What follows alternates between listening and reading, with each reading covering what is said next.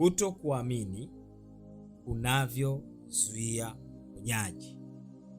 Kutokuamini tu kunazuia uponyaji wako. Watu mnasema mmeombewa sana, mmeenda kwa watumishi wengi sana wenye nguvu, wenye majina, mmetoa sadaka nyingi sana, lakini hamjapata uponyaji, hamjapata kufunguliwa. Sasa somo langu la leo linasema kutokuamini kunavyozuia uponyaji. Sio kunavyoweza kuzuia, kunavyozuia uponyaji. Shalom shalom. Bwana Yesu asifiwe. Msifu Yesu Kristo. Basi leo wewe ambaye unafuatilia mafundisho haya kupitia channel yetu ya Mikono ya Kristo, Mungu akubariki sana kwa kufuatilia mafundisho haya.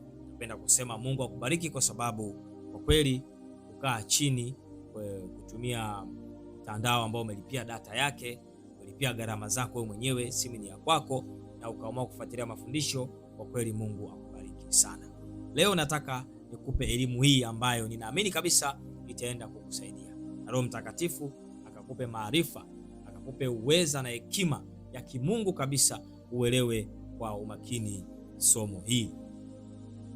Watu wengi wanakosa uponyaji wa ndani, wa nje, uponyaji kamili na kuepukana na changamoto zinazowatesa kwa sababu tu ya kutokuamini.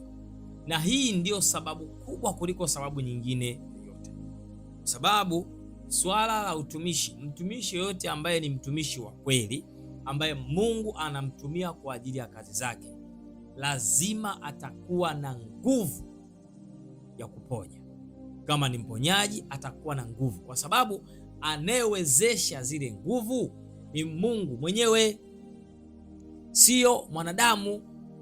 Kwa hiyo ukisoma kile kitabu cha Waefeso sura ya 3 aya 20, ngoja nikusomee hapa nikuoneshe kwamba watumishi wana nguvu kwa namna gani.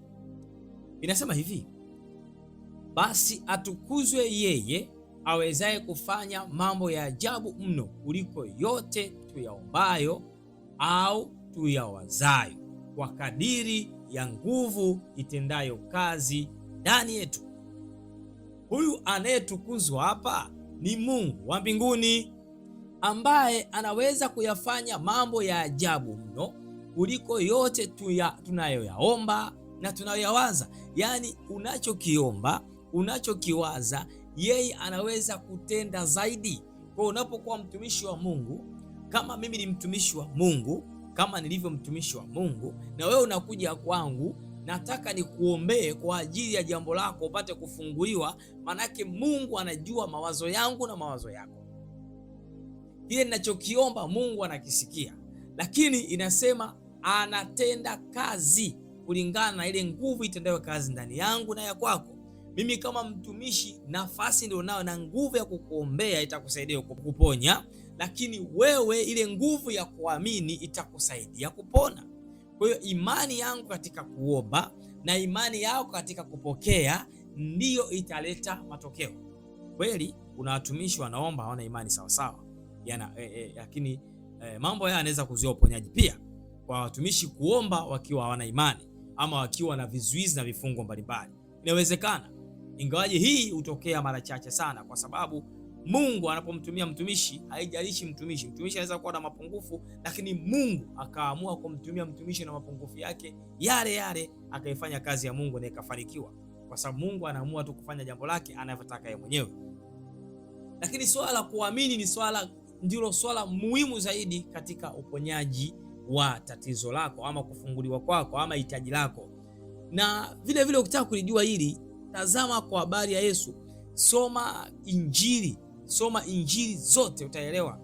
Hasa Injili ya Mathayo na Injili ya Marko. Soma sana Injili, zinaeleza kwa habari ya uponyaji, habari za Yesu za uponyaji. Kila mahali, ama anaweza kusema mahali pengi sana ambako Yesu aliwaponya watu, aliwaambia kwa habari ya imani, kwamba imani yako imekuponya. Kama sio imani yako, imani ya watu wengine imekuponya. Yesu alikuwa anasema vile kuashiria ya kwamba imani ndio kitu kikubwa kuliko Yesu mwenyewe. Ndio maana kuna watu walimuona Yesu lakini hawakufunguliwa, lakini wale waliobahatika kumfuata Yesu wakaamini walifunguliwa. Wapo watu walimfuata Yesu kwa kutokuamini kwao waliwaletea shida, walifunguliwa kwa shida japo walimfuata Yesu. Katika historia ya Biblia, wanafunzi wale 12 wa Yesu ni wanafunzi walipata elimu bora kabisa kutoka kwa Yesu mwenyewe. Bila shaka walikuwa na nguvu kubwa sana, ndio maana kati yao waliwaombea viwete wakafunguliwa, wakatembea. Kuna wakati yao walifufua wafu kama vile Yesu alivyosema. Kuna wakati yao waliwaponya vipofu wakaona. Wale wanafunzi wa Yesu walikuwa na nguvu sana, lakini kuna wakati kuna mambo yaliyowia ugumu. Mathayo anaeleza mambo hayo, Marko anaeleza zaidi mambo hayo. Wapo watu, yuko baba alikuwa na mtoto wake anahitaji uponyaji, akaenda kwa wale vijana wale thenashara, wale wanafunzi wa Yesu 12, akaomba msaada, wakashindwa kumponya. Kwenye Injili ya Mathayo haelezi kwa urefu, lakini kwenye Injili ya Marko anaeleza vizuri ya kwamba tatizo lilikuwa ni imani ya yule baba. Ndio changamoto, haikuwa kitu kingine, ilikuwa changamoto ya imani. Kwa hiyo wewe unaweza kuwa unateseka hapo nyumbani kwako, unaangalia vipindi kwenye TV, unaombewa na watumishi wa Mungu kupitia simu, sadaka unatoa mbalimbali, unaona uponi. Kwa nini? Kwa sababu imani imetindika. Yaani una wasiwasi ndani yako kwamba inawezekana au haiwezekani, huyu Yesu anaweza kuniponya au la. Yesu sio wa kumuuliza namna hiyo. Yaani nguvu za kimungu haziulizwi. Yaani nguvu za kimungu zinakuhitaji wewe kujua kwamba kwa sababu ni Yesu anayenihudumia, mimi lazima nipone. Hilo tu. Yaani ndani yako uone hivyo, ndani yako uelewe hivyo, ndani yako uamini. Unateseka hapo nyumbani kwako, unateseka na shida yako, lakini hauponi. Sio kwa sababu uponyaji haupo, no, uponyaji upo, ila ni kwa sababu wewe imani yako imetindika. Hebu umeshawahi kutafakari kwa habari ya yule mama ambaye alitokwa na damu miaka 12, na Biblia inatueleza kwamba yule mama alitumia gharama zake zote mpaka akafilisika na hakupona.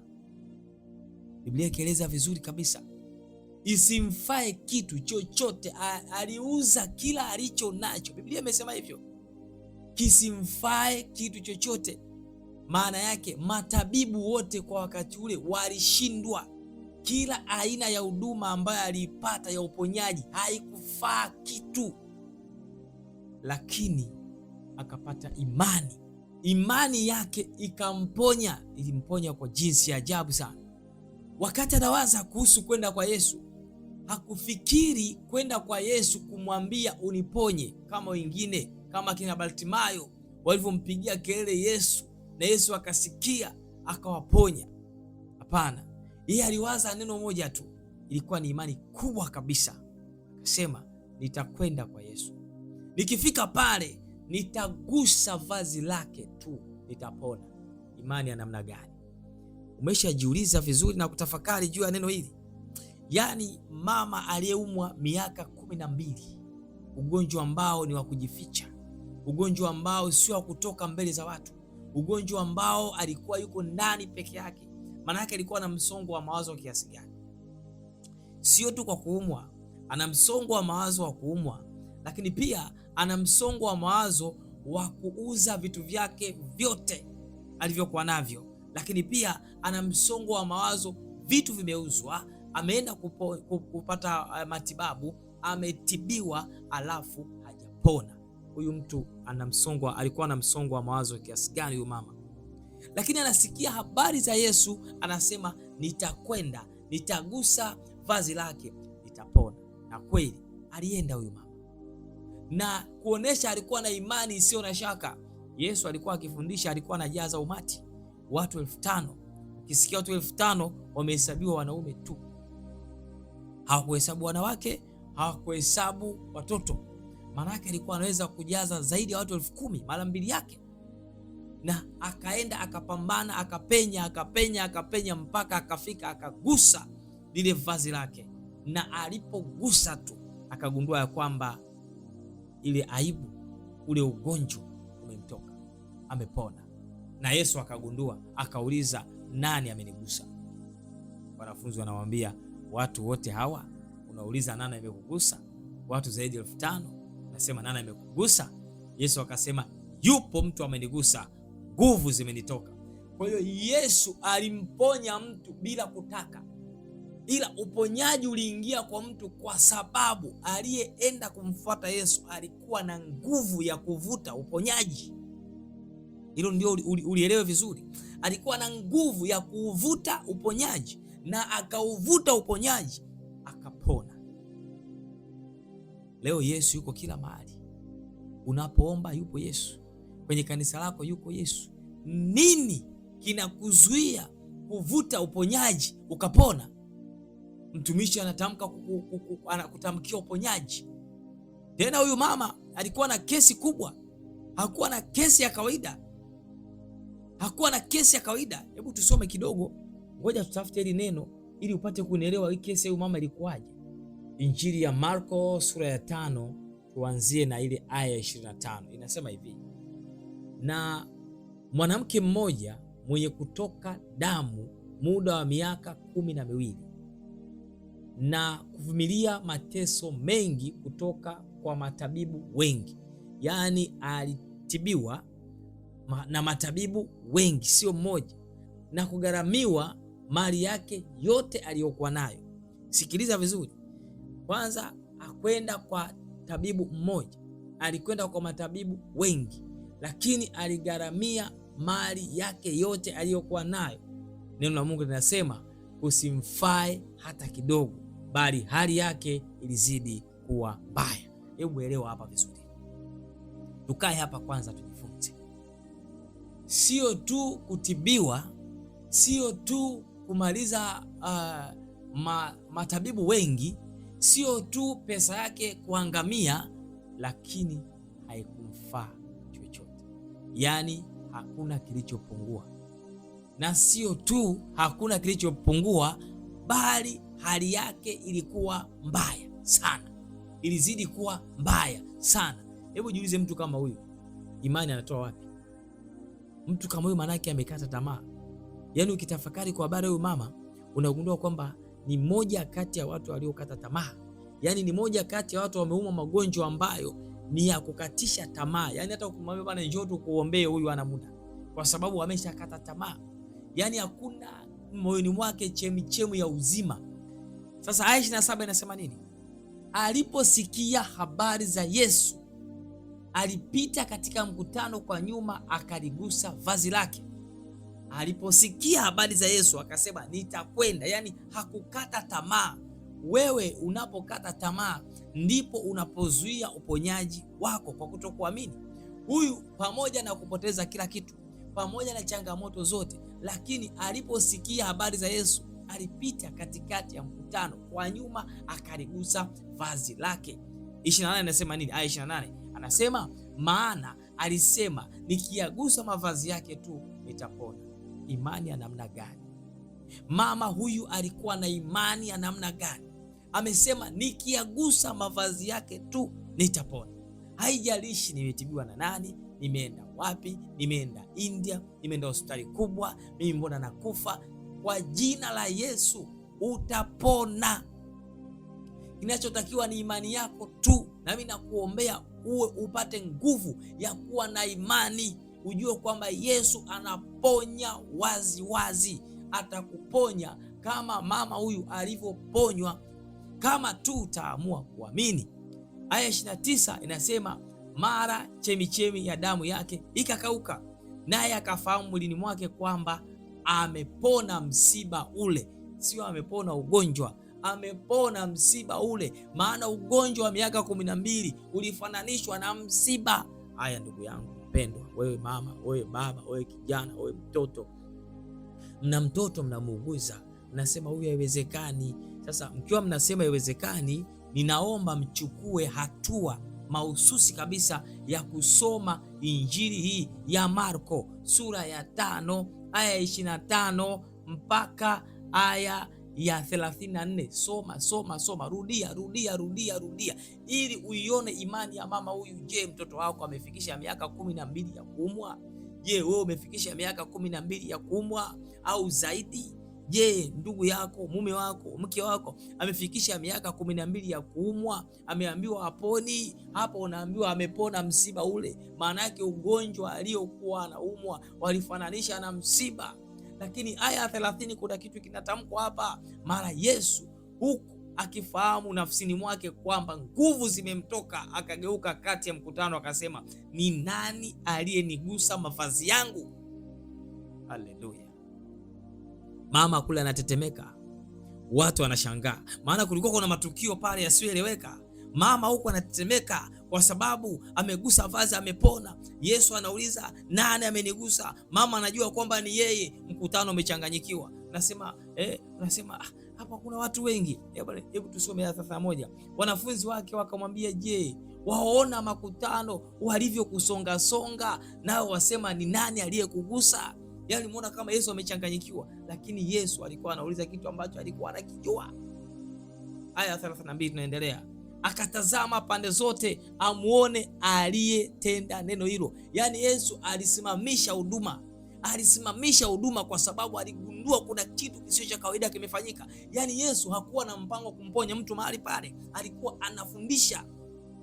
Akaja mtu mwenye imani akagusa tu vazi, akalazimisha ile nguvu ya Yesu itoke. Wewe kinakushinda nini kulazimisha Yesu akuponye? Maana yake huyu mama alilazimisha nguvu. Nafikiri moja kati ya watu ambao walijiponya wenyewe ni mama huyu. Alijiponya kwa imani, ndio maana Yesu anatafuta, anakaza, nani kanigusa? Anamtafuta Yesu, kutaka kulimezea mate lile. Anatafuta nani kanigusa huyu? Yaani ni nani amenigusa mimi, nguvu zimenitoka. Nani huyu? Ni wewe mmoja wapo. Gusa vazi la Yesu. Yesu yuko hapo ulipo. Amua kusema ninagusa. Uponyaji upo, Yesu yupo. Amua kusema mimi nikigusa hapa nitapona. Nini kinakushinda? Amini. Aya 33. Na yule mwanamke akaingiwa na hofu na kutetemeka, akijua lililompata. Akaja akamwangukia, akamweleza ukweli wote.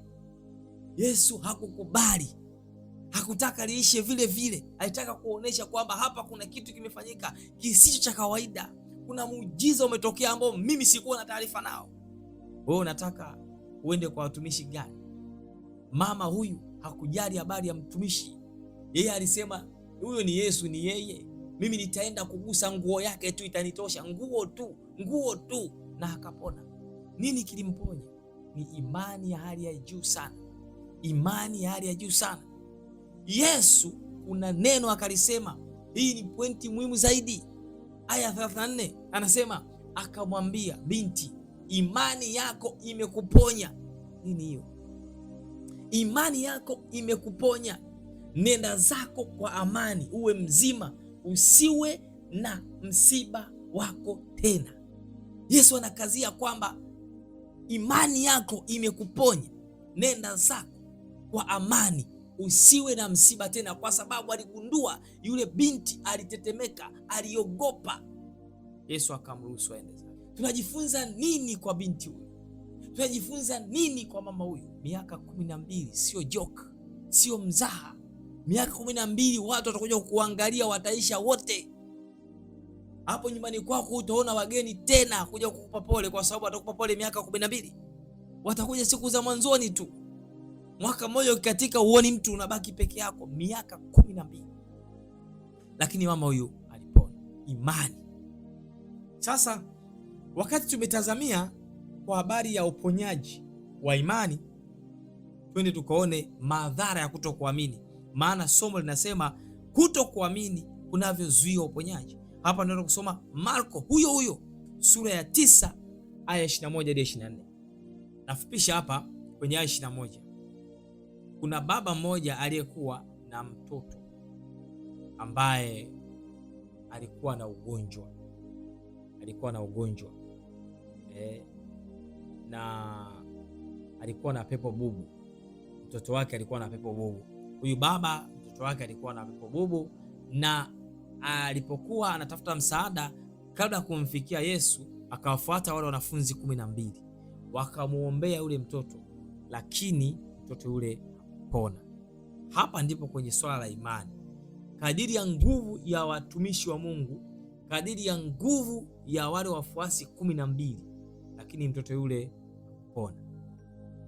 Sasa mwinjili Marko anatueleza kwa nini mtoto yule hakupona. Ingawaje Yesu alieleza vitu vingi, lakini kuna pointi ya msingi kabisa ya kwa nini mtoto yule hakupona. Ndipo nataka uanzie kwenye hii sura ya 9:21. Lakini wewe ulipata kuelewa zaidi kwenye hii sura ya 9, soma yote. Mimi nasoma kwa ajili ya kukufundisha. Sasa tunakwenda kwenye aya ya 21, inasema hivi: akamuuliza babaye, amepatwa na haya tangu lini? Akasema, tangu utoto. Sasa hapa Yesu anamuuliza baba mtu, baada ya baba mtu kutoka kwa wale wanafunzi kumfuata Yesu. Baada ya wanafunzi kushindwa kumponya mtoto huyu baba akaenda kwa Yesu. Ndipo Yesu anamuuliza maswali haya. Kumbuka huyu baba ameenda, Yesu akiwa kwenye mkutano kama kawaida yake, wala kuwa sehemu ambayo ni private, sehemu ambayo walikuwa faragha. Hapana, Yesu alikuwa kwenye shughuli zake za kufundisha za kila siku. Aya ya 22 inasema, na mara nyingi amemtupa katika moto na katika maji amwangamize, lakini ukiweza neno lolote utuhurumie na kutusaidia. Unaona tofauti kati ya baba huyu na yule mama. Baba huyu anasema, yani amekutana na wanafunzi wameshindwa, amekutana na Yesu, anaomba uponyaji unaoanza na neno lakini. Kama tunavyojua kwenye Kiswahili, lakini ni kasoro. Yani ukisikia neno lakini maana yake kuna kasoro. Sasa huyu anamwambia Yesu, lakini ukiweza. Sio tu lakini, anasema lakini ukiweza. Yesu ambaye ni Mungu kweli, ni mtu kweli, anamwambia lakini ukiweza neno lolote utuhurumie na kutusaidia. Hapa ndipo upungufu wa imani ulipokuwepo. Unaelewa sasa nilichokuwa nakwambia kwamba kutokuamini kunavyozuia uponyaji. Lakini Yesu alijibu, wala sio kwa ukali, alimjibu kwa kumwelewesha vizuri tu. Yesu akamwambia ukiweza. Biblia inaonyesha alama mshangao. Yesu akamwambia ukiweza, maana yake Yesu alishangaa. Huyu anasema nikiweza, yani Yesu anashangaa. Baba huyu anasema mimi nikiweza, yani mimi Mungu niseme nikiweza, yani kuna ambacho sikiwezi. Ndio maana Biblia imeweka alama mshangao, yani ni msisitizo kwamba Yesu alishangaa uhaba wa imani ya yule baba.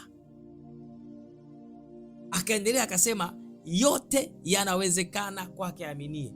Yesu anasema hivi, yote yanawezekana kwake aaminie. Wewe unasema una kansa, wamekuambia uponi kansa. Yesu anasema hapa yote yanawezekana kwake aaminie. Unangoja nini kuamini? Kwa nini usichukue imani ya yule mama? Unafikiri yule mama angekuwa anatibiwa leo hospitali angempa majibu gani? Sijui kama unaelewa vizuri. Hivi vitu ninakuhakikishia vipo. Ingelikuwa tunaruhusiwa kutoa kila ushuhuda, mimi ushuhuda unaofanana na mama huyu aliyetokwa na damu miaka 12 ningekupa. Ila kwa bahati mbaya sana haturuhusiwi kutoa ushuhuda wa kila aina. Mwenyewe akiua kutoa ushuhuda atatoa, lakini nimeyashuhudia matendo makuu ya Mungu yanayofanana na hivi. Yanawezekana hata leo, hata sasa, wala sio kubahatisha. Haya, tuendelee. Aya 24. Mara baba yule kijana akapaza sauti akasema, naamini, nisaidie kutokuamini kwangu. Kwa hiyo baada ya Yesu kushangaa na kumuuliza, afa akasema yote yanawezekana kwake yaaminie, maana yake alikuwa anamwambia huna imani. Lugha nyepesi ilikuwa ni hiyo, yani wewe huna imani, ndio maana huyu mtoto anashindwa kupona. Na baba akagundua kosa lake, ndio maana anasema akapaza sauti akasema naamini, sio nitaamini, naamini. Halafu akamalizia nisaidie kutokuamini kwangu. Akagundua kosa. Marko anatueleza vizuri. Kutokuamini kukasababisha wanafunzi washindwe kumwombea mtoto apone. Na wewe unasema nimeombewa sana, nimeguswa sana, nimeombewa na sadaka nyingi nimetoa, lakini sijapona. Nimeenda kwa watumishi wakubwa wanaoaminika, lakini sijapona. Nimesali kila sala, lakini sijapona. Tatizo sio kupona, tatizo ni imani ulionayo. Aya 25, naye Yesu akiona ya kuwa mkutano unakusanyika mbio, akamkemea yule pepo mchafu, akamwambia, ewe pepo bubu na kiziwi, mimi na kuamuru toke huyu, wala usimwingie tena. Yeye, sio kwa jina la Yesu, yeye Yesu aliamuru. Kwa hiyo sisi watumishi tutasema hivyo, ewe pepo bubu, na kuamuru kwa jina la Yesu mtoke mtu huyu, na huyo pepo hatakuachia. Nini kinashindikana? Aya 26 anamalizia, akalia, akamtia kifafa sana, akamtoka, naye akawa kama amekufa, hata wengi wakasema amekufa. Aya 27, lakini Yesu akamshika mkono, akamwinua, naye akasimama. Tuishie hapa. Angalia jinsi huyu mtoto ambaye alikuwa na upepo, maana yake alikuwa hawezi kuongea, hawezi kusikia. Ndio wale mnaona watoto hawezi kuongea, hawezi kusikia, akiwa tangu mtoto mpaka anafikisha miaka, sijui alikuwa na miaka mingapi hapa. Maana yake alikuwa ni mtoto ambaye anajielewa. Ndio maana akasema tangu mtoto, maana yake ni pepo la siku nyingi. Baba huyu hakuwa na imani, wanafunzi wakahangaika. Ndio watumishi sisi, wale wanafunzi ndio sisi watumishi. Sasa uliokutana nao wote ni sehemu ya wanafunzi. Yesu anatutaka tu wanafunzi wake, ndio watumishi ambao tunafanya huduma, tunajitahidi kuomba wengine wafunguliwe. Nini? Imani. Somo linasema kutokuamini kunavyozuia uponyaji. Je, na wewe ni miongoni mwa watu wasioamini? Na wewe ni miongoni mwa watu ambao wanasema nimeombewa sana lakini siponi? Yesu anamuuliza tena kwa kushangaa, anasema ukiweza, yote yanawezekana kwake aaminie. Mungu anasema hivi, yote yanawezekana kwake aaminie. Nini kinakufanya wewe usiamini? Amini sasa kwamba Yesu anaweza yote. Neno linasema anaweza yote, na sio tu anaweza yote. Mimi ndio nasema Yesu anaweza yote, kwa sababu tunaomba kwa jina la Yesu. Yeye mwenyewe alichokisema, amesema yote yanawezekana kwake aaminie. Neno hili maana yake ni kwamba kwa yeyote atakaye kuombea akiwa na imani na akiwa na nguvu za maombezi na uponyaji, na wewe ukiwa naamini, itawezekana. Ndio maana akasema yote yanawezekana kwake aaminie. Sisi tunakwambia Yesu anaweza, kwa sababu tunaomba kwa jina la Yesu. Kwa hiyo kwa Yesu yote yanawezekana kwake aaminie. Yesu alisema yeye yote yanawezekana kwa sababu yeye ndiye Kristo. Sisi tunaomba kwa jina lake. Shika kichwa chako, nataka niombe na wewe ili Mungu akusaidie. Mungu wetu na Baba yetu, nakushukuru kwa ajili ya mtu huyu mpendwa, huyu mtumishi wako huyu ambaye amehangaika kwa muda mrefu sana, ameteseka kwa muda mrefu sana, hajapata mafanikio. Amehangaika na ugonjwa huo ambao yeye ndani yake anaona haiwezekani, yeye ndani yake anaona imeshindikana, kwa sababu ya imani potofu aliyojazwa ndani yake. Imani ya kuambiwa kwamba hatopona, imani ya kuambiwa kwamba ugonjwa huu haunaga dawa, imani ya kuambiwa kwamba ugonjwa huu unasubiri siku tu za kufa, na imani hiyo ndio akaibeba ndani yake. Sio kwamba hana imani, anayo imani, ila imani yake imetengenezwa katika mazingira ambayo ni potofu, sio imani ile ya kimungu. Hivyo Baba, katika jina la Yesu Kristo mwana Mungu aliye hai, ninakusihi na kukuomba Bwana Yesu, msaidie mama huyu, baba huyu, mtoto huyu, kijana huyu, familia hii ambayo inahangaika na hilo tatizo. Haijalishi ni kwa miaka mingapi. Tunaona yule mama aliteseka kwa miaka 12, akapoteza kila alicho nacho, lakini Mungu ulimponya. Baba, kuna watu wanateseka, wanaumwa magonjwa ambayo wanatumia wanatumia gharama kubwa kuokoa maisha, wanasafisha damu ili waokoe maisha. Mungu wa mbinguni, wewe ndio msafisha damu mkuu. Wewe ndiye ambaye unaweza ukaponya figo za mtu. Wewe ndiye unaponya chochote kile, kama ulivyosema yote yanawezekana kwake aaminie. Baba, katika jina la Yesu Kristo mwana wa Mungu aliye hai, ninakusihi na kukuomba, yeyote anayesikiliza mafundisho haya, atakayesikiliza mafundisho haya akaona kiu ndani yake ya kupata imani, Baba msaidie ndani yake kuweka imani, msaidie kuelewa maana halisi ya imani. Imani ni kuwa na hakika na mambo yatarajiwayo, bayana ya mambo yasiyoonekana.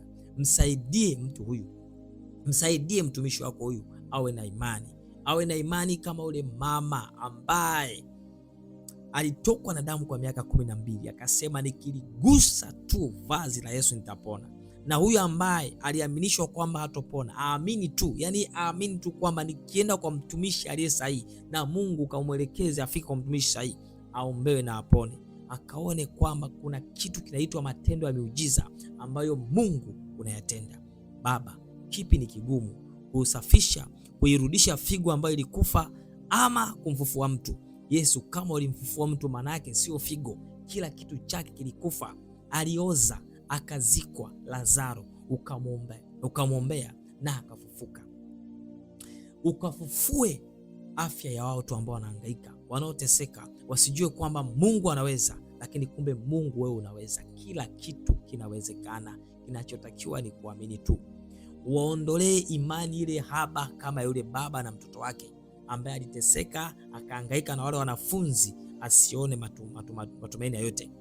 Matokeo yake akaja kwako wewe, Mungu kabisa, Mungu kweli, mtu kweli, na akasema ukiweza. Alikwambia ukiweza. Baba, warehemu watu hawa, waondoe neno ukiweza ndani ya mioyo yao, panda moyo wa nyama, waelewe kwamba Mungu wewe unaweza kila kitu. Yesu wewe unaweza kila kitu, kwako yote yanawezekana kwake yeye aaminie.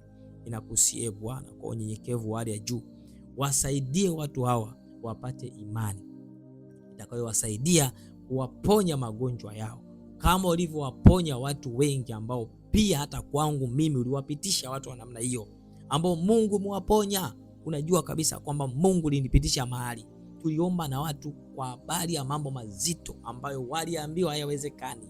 Waliambiwa kabisa wakiwa wamesafiri kwenda nchi mbalimbali kutibiwa, wakaambiwa imeshindikana, lakini Mungu umewaponya. Yesu umewaponya. Kwa imani hiyo Baba, na kusina kuomba ukawaponya na wengine, waponye nao ambao wamekata tamaa, ambao wanafikiri kwamba Yesu hawezi. Kuanzia sasa wakatambua ya kwamba Yesu anaweza yote, sawa sawa na neno hili, na likakae ndani ya mioyo yao kwamba yote yanawezekana kwake yeye aaminie. Ninaomba yote kwa njia ya Kristo Bwana wetu, amina. Basi Mungu akutie nguvu. Nimekuombea ili upate imani, maana neno hili ni zito.